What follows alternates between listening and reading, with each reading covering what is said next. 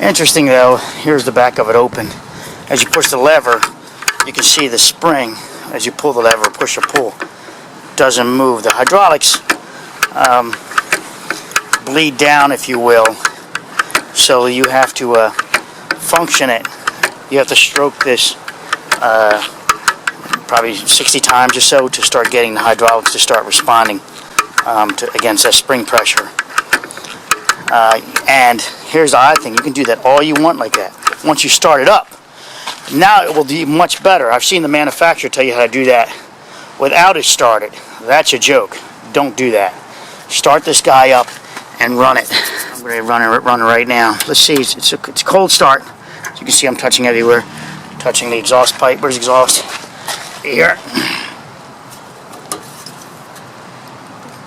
So it's a cold start. Let's see from the cold start with this Honda engine. Winter time right now. Well, it's almost winter. It's Christmas. Oh, it is winter. Yeah, this is 24th of December. So let's see Christmas Eve. Let's see our quality of how easy it starts up. Oh, I gotta make sure I got gas, fuel. Yep, there's enough fuel in there. Do I have the fuel line open? On, choke, and on. Start. 1, 2, 3. Open. Now let it easy choke out before turning it over. I don't want to stall.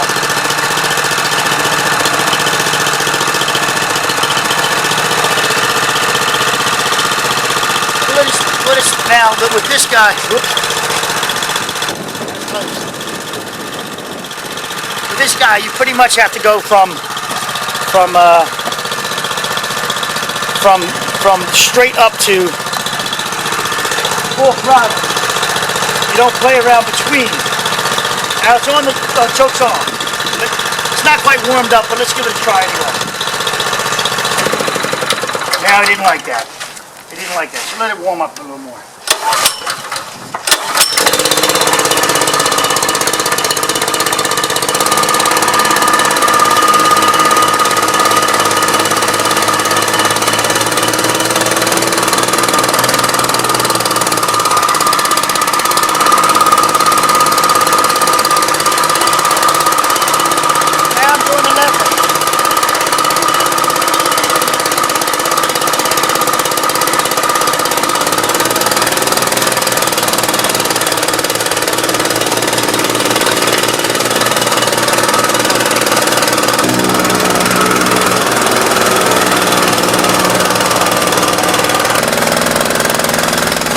Staying there now, it's got so much surface tension, it's not pulling out, which I'm happy because now I get to bleed it out more. And all I'm doing is bleeding it out and it'll go much faster. But it works better if this machine's warmed up. Not the manufacturer that tells you to do that without warming it up. That's just, I found out, get the thing running, the vibration gets the bubble out of the air out of the hydraulic line.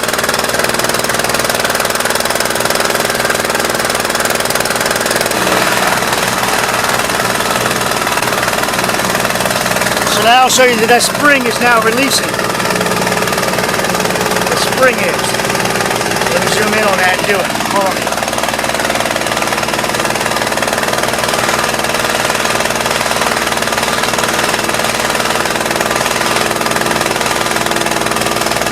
The trick is to go full up and back on the whole throttle, and you don't waste your time trying to do it without it. But once the machine's running, I mean, you don't have to do this every time. Once you got it warmed up, she'll let you run pretty nice for continuously for you know, days and days.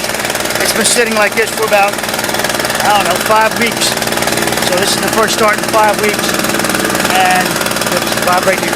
It's a lot of water surface tension, which I'm using to my advantage now, because I don't have to let the machine move around while I try to bleed it.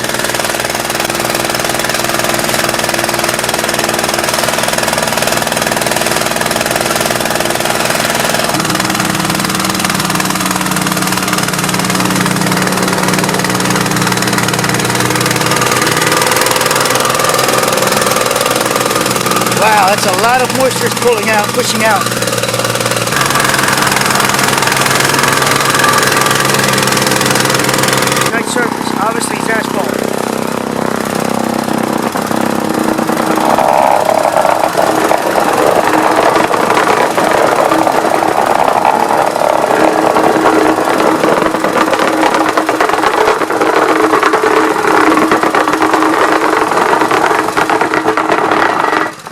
you guys to take note. I'm going to zoom out. I want you to take note how I can handle it with just one hand. Once you have it on something that's not like that sticky, that surface tension material with all that moisture in it. And look how easy it is to handle with just one hand. Remember to go at it one time.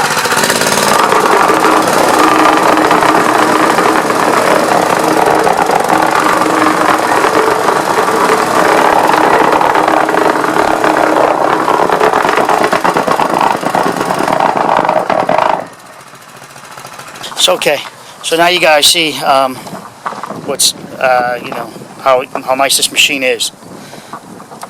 How nice this machine is, and you see that it'll tell you the specs right here. It says 3,100, 3,300 RPMs or your running speed. Obviously, I got mud and everything jumping everywhere, so I'll clean this up. As you might have noticed, I keep it clean. So I'll rinse it off real quick. Yes, ear protection. She's a beautiful, nice little machine. She's a beautiful machine. And you can see how easy it is to operate. But the trick is, again, don't try to bleed the air out with this off. Bleed it out with it on. And, you know, if you can bleed it in one place, that'll be just as well. It defaults, I think, in the reverse until you start bleeding it. Then you'll get more forward. So let's see. Yeah, let's see. So it defaults in the... So now it's not on, so you don't see the spring now. There we go. All right, it defaults in the reverse. So it will want to go, so you can get it running immediately in reverse. But as you're going in reverse, every now and then just keep tamping, keep working, and just push it forward. Reverse, forward, reverse, forward, reverse, forward. But you got to go cross neutral, where this is now, and then back again. This will bleed out this system much faster. Now, I think I was bled out a long time ago over here, but I was just having a little fun with that surface tension to see how much it was actually holding it. You know, it was just beautiful, I think. You know, just the water content and this plate and just sucking it right together. That was awesome, holding back this machine. As you saw, it's a bear out here when you have no moisture. You put it in moisture, it grabs it like a bear. Now, I'm a soil nut, as you guys may or may not know. So that's your trench machine, and it's dual wheels, and it works in trench, and it works in a lot more muddier climate, if you will. It's got rollers on it. It can roll itself out sometimes with the teeth that's on it also. Now, I'm not done there. Let's see. And then you got the big boy, the big roller, smooth roller. That's a big old smooth roller I have there, hiding out. So this is the Mikasa Model MVH-206GH. And she weighs 500 pounds. There's the power it puts out, etc. But you can easily Google this if you wanted to see more. It weighs 500 pounds. Plus the vibration, the vibratory action of this creates more force on the surface, on the entire surface plate that's contacting the soil at any one point. So you just don't automatically assume that all that's always in contact. It's not always in contact. If you go over top of this rock, for example, all that force is now pretty much on top of that rock until it gets a little more level, and then around it. You do multiple passes, vibrating something that will vibrate, a material that will vibrate and integrate with each other, become integral with each other. These these larger stones don't really, you can vibrate them all you want, and you're only going to get sitting on top. You need some fines in there also, a little bit of moisture, like 3% or so, to help interlock them. So here's a small one. So you can get this vibrated down pretty tightly, but it'll always be something you can just pick off. Now, once you get them integral like this size, they'll interlock more. Moisture is a problem again. Too much moisture, and we're back to this, what we saw earlier. So now she's cleaned up, ready to store away, power washed. Power wash it. Need to know when I'm finally have my stroke. See, the stroke is finally working.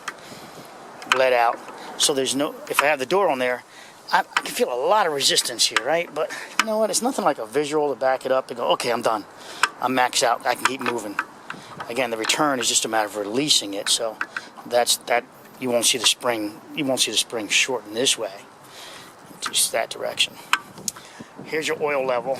Oil level's filled here. This damn nut is $135, $150 delivered. If you screw up, it's a bleeder inside. This is a hole in here, a spring. It's a poppet in there that allows the bleeding action to take place when you're doing this lever. So it allows the bleeding action to take place when you're doing the lever to get the air out of it. This is also where you see some people play around trying to bleed it. That's a waste of energy. Don't bother with that unless you're changing the oils out. Here's your oil right there, SAW30, 10W30. Don't bother with this. Just do it with my technique I told you about. That's your engine oil. Don't bother thinking you're going to find a way to bleed it out faster by coming down here. Don't bother. That bleeder valve, this bleeder does work. There's that little teeny pinhole in it right here. See if I can get you zoomed down a little bit and zoom back in. There's a little teeny hole. Okay. It's that little teeny hole right there in the middle of the screen on the nut, right there below my finger. That's the bleeder for getting the air out. There you can see it much better now. All right, it's Christmas Eve. Let me finish cleaning up this yard and get everything organized. Multiquip my MVH-206 plate tamper. And page 17, very interesting, right? Page 17 and 32. Well, we'll get to it.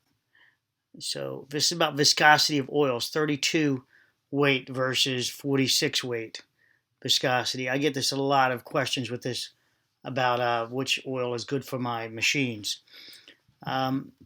So it's viscosity and temperature related is what really matters. But let's jump to page 17. So 12, 16, okay. Page 17 right here. It says, visually inspect to determine if hydraulic oil level is low. If oil is low, use Shell 46 oil, all right? Or equivalent through the hand pump fill lever right there. Now that's an aluminum breather cap. That thing is will strip out like that if you don't just snug it with just a gentleness of hand, just to stop the leak, any leaking, and that's it. Do not use a torque wrench on it at all.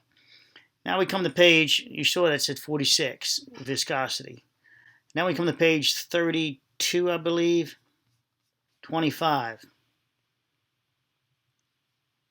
Again, says use 46 or equivalent, figure 32. All right, so there's that figure.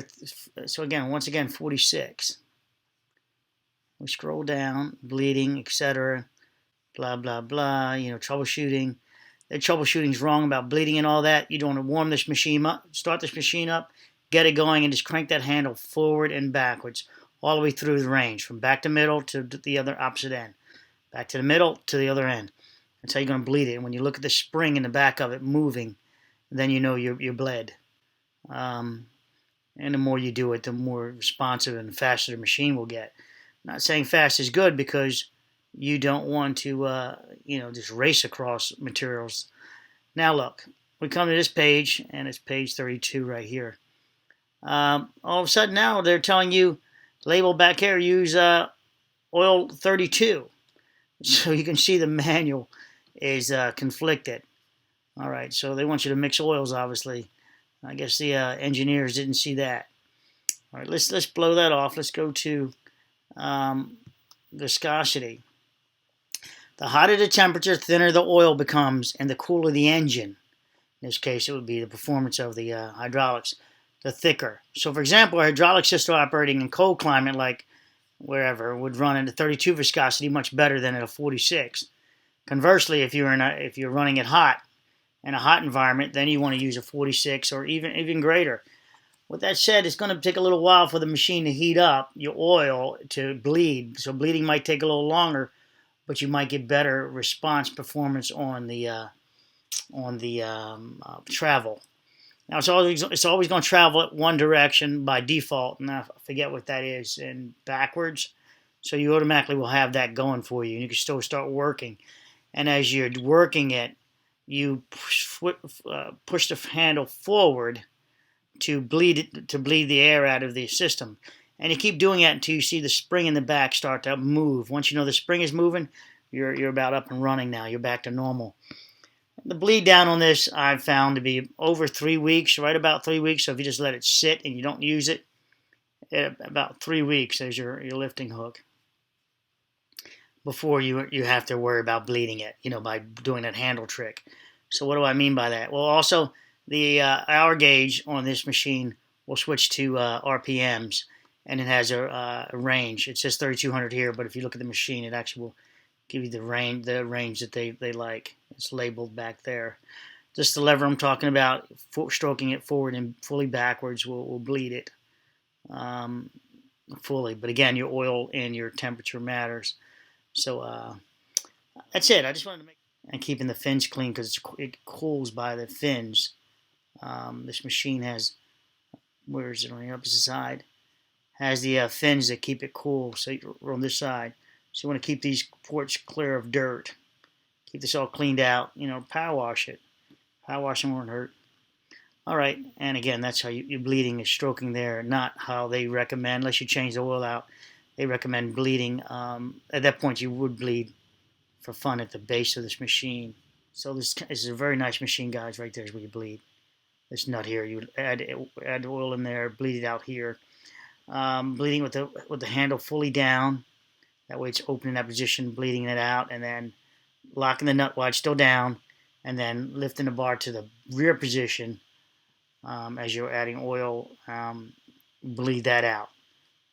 Tighten the nut, and then let it go back to the middle position, just like bleeding a car brakes. Then you're done. After you see it come all out, there's a clean flow coming out. You're done. Oil drips all down in there. So be it, whatever. Then you're done, and then it's just going to be typical bleeding as you start the machine up. Just crank it back and forth to get that spring. You bleed the air out through that bleeder, that expensive $130 nut right here. This damn piece of plus shipping, maybe it was more. Again, that's critical not to over tighten that. Thank you to